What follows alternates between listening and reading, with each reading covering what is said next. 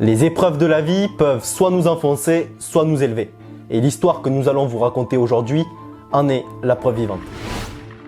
Vous connaissez sûrement son succès, mais connaissez-vous vraiment son histoire? Que le banquet commence. Auteur à succès, milliardaire grâce à son talent et son imagination débordante, mais aussi symbole de persévérance, son parcours est tout aussi inattendu que remarquable. Vous êtes venu avant tout pour qui aujourd'hui? Qui espérez-vous apercevoir? J.K. Rowling. Comme vous pouvez le voir, de nombreux fans de Harry Potter sont au rendez-vous. C'est un immense succès. Passant de la dépression au succès planétaire, connu mondialement pour avoir écrit la saga Harry Potter, oui, c'est bel et bien de J.K. Rowling que nous parlons. Et on vous laisse découvrir son incroyable histoire dans ce 5e épisode de Success Story. Générique.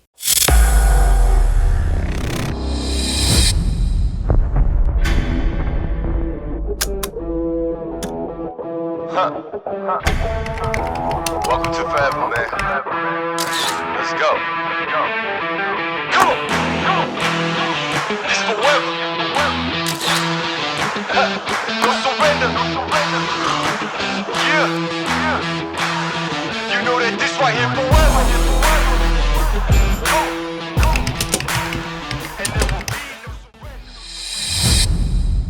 Faisons un petit saut dans le temps.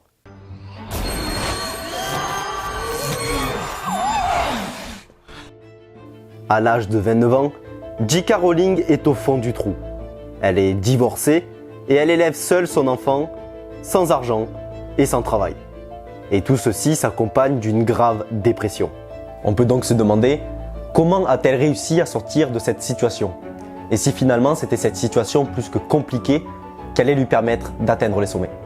Et pour le savoir, nous devons tout reprendre depuis le début.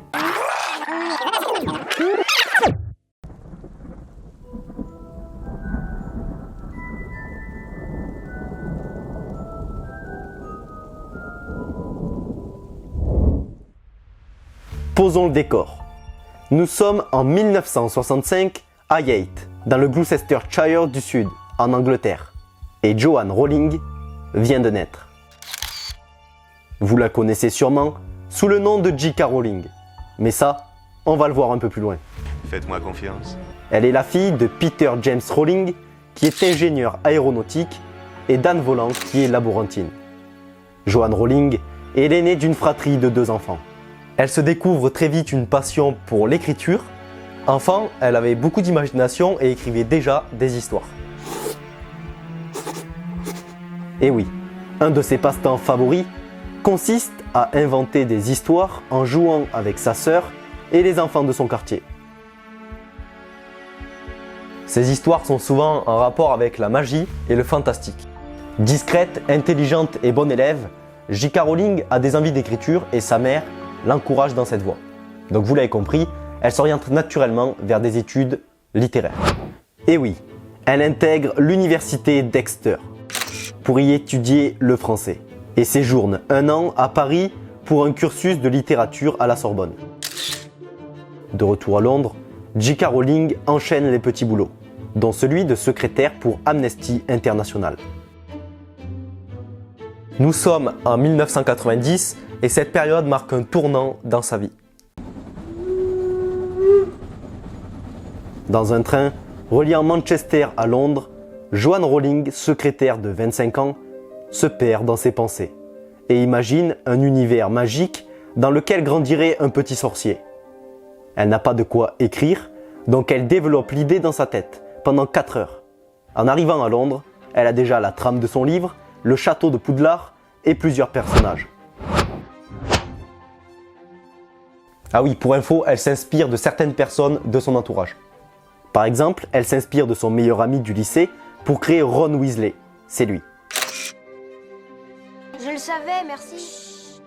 Elle s'inspire aussi de la forêt de Dean, auprès de laquelle elle vivait en Angleterre, pour donner vie à la forêt interdite de Poudlard. Tu as entendu Hagrid? Suivez les araignées. Mais elles vont vers la forêt interdite. Petit à petit, elle élabore l'intrigue, mais garde son idée dans un coin de sa tête. Mais un événement tragique va marquer sa vie à tout jamais.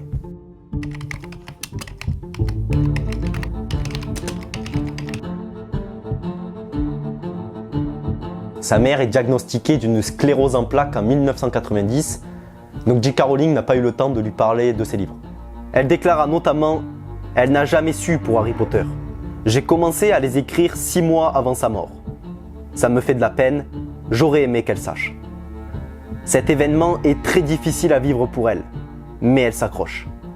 Elle déménage alors au Portugal, et là-bas elle rencontre son premier mari, avec qui elle aura son premier enfant, Jessica, en 1993. Vous savez pourquoi je l'ai appelée Jessica? En souvenir de mon écrivain préféré, Jessica Mitford. À cette époque, elle enseigne l'anglais comme langue étrangère et continue d'écrire la série Harry Potter en parallèle. Mais une fois de plus, c'est une désillusion. Son mariage est un échec et elle divorce avec son mari. Jessica, sa fille, n'est alors qu'un bébé lorsqu'elle déménage au Royaume-Uni avec sa mère, à Édimbourg. Donc, sa situation est très précaire. Elle n'a pas d'emploi, donc elle vit d'abord chez sa sœur et sollicite les aides de l'État. Dans cette période compliquée, elle trouve un job d'enseignante et elle se remet malgré tout à écrire son livre. Et quel meilleur endroit que des cafés pour écrire son livre. Et oui, pour ceux qui ne le savaient pas, J.K. Rowling avait l'habitude d'écrire dans les cafés. Après d'innombrables heures de réflexion et d'écriture, J.K. Rowling a enfin terminé le premier tome de la saga Harry Potter. Il est donc temps pour elle de publier son livre.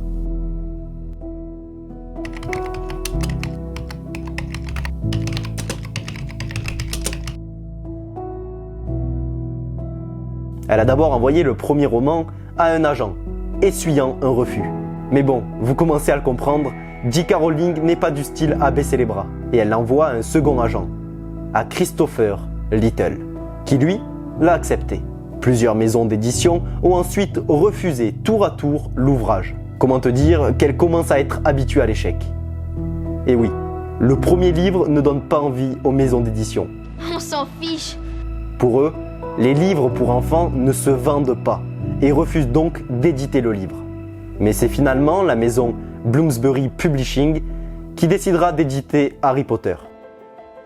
La date du 26 juin 1997 restera gravée dans les mémoires des libraires et des éditeurs. C'est ce jour-là que le premier tome de la saga Harry Potter apparaît au Royaume-Uni. Et c'est à ce moment-là que Joanne Rowling est devenue J.K. Rowling. Un nom laissant planer le doute sur le genre de l'auteur. On ne sait pas si l'auteur est un homme ou une femme. Comme elle le dit, on peut trouver le bonheur même dans les moments les plus sombres. Il suffit de se souvenir d'allumer la lumière. Et oui, même dans les moments les plus sombres de sa vie où beaucoup auraient abandonné, elle a su garder espoir et elle a continué d'écrire avec envie et passion. Malgré des refus, elle n'a jamais abandonné et son premier livre a finalement été publié. Mais son histoire n'est pas encore terminée. C'est un succès mondial.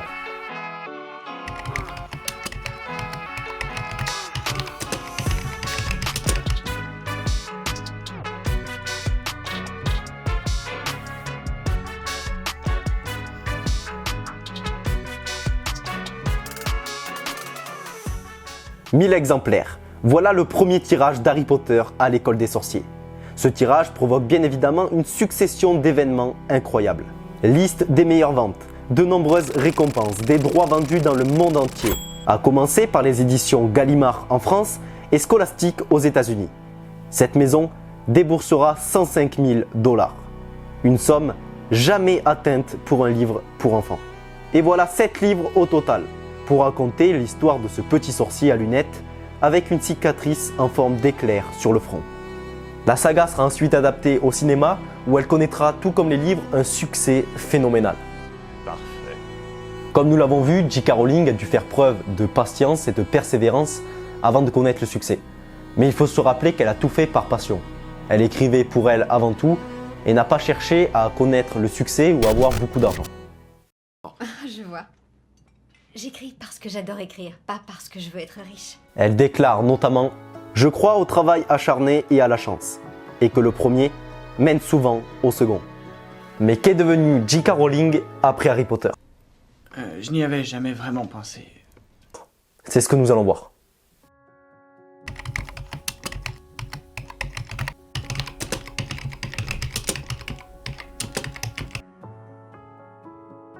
Après avoir laissé la saga Harry Potter pour un temps, J.K. Rowling a publié d'autres romans, parfois sous d'autres noms. Elle n'a cependant pas oublié si facilement l'univers magique auquel elle a donné vie. Et oui, en 2016, Harry Potter est revenu sur le devant de la scène avec une pièce de théâtre, Harry Potter et l'enfant maudit. Elle sort aussi Les Animaux Fantastiques, le premier volet d'une nouvelle saga. Elle contribue aussi à de nombreuses œuvres caritatives, en particulier à travers sa fondation Lumos pour les enfants. Pour ceux qui ne le savent pas, J.K. Rowling est une grande philanthrope. Ça lui est même déjà arrivé de perdre sa place au classement Forbes pour avoir donné 160 millions de dollars à des associations. Honorée par de nombreux titres, elle est officier de l'Ordre de l'Empire britannique et a reçu la Légion d'honneur en 2009 en France. Ah oui, et la fortune de J.K. Rowling était estimée en avril 2021 de 1,5 milliard de dollars. Pas mal. Pour info, c'est en juillet 2011 que J.K. Rowling, La magie des mots, sort au grand jour. Il s'agit d'un film biographique centré sur l'enfance et le début de carrière de la romancière britannique. Bref, pour résumer, c'est un parcours tout simplement incroyable. Une vie rythmée par des échecs en tout genre, elle nous a montré tout au long de sa vie une détermination à toute épreuve. C'est une fois de plus une histoire qui nous montre l'importance de ce que l'on appelle la persévérance. En attendant le prochain épisode, rappelez-vous de ce qu'a dit J.K. Rowling. Excellente suggestion. Il est impossible de vivre sans ne jamais échouer, sauf si tu fais tellement attention que tu ne vis pas du tout. Dans ce cas, tu échoues par défaut.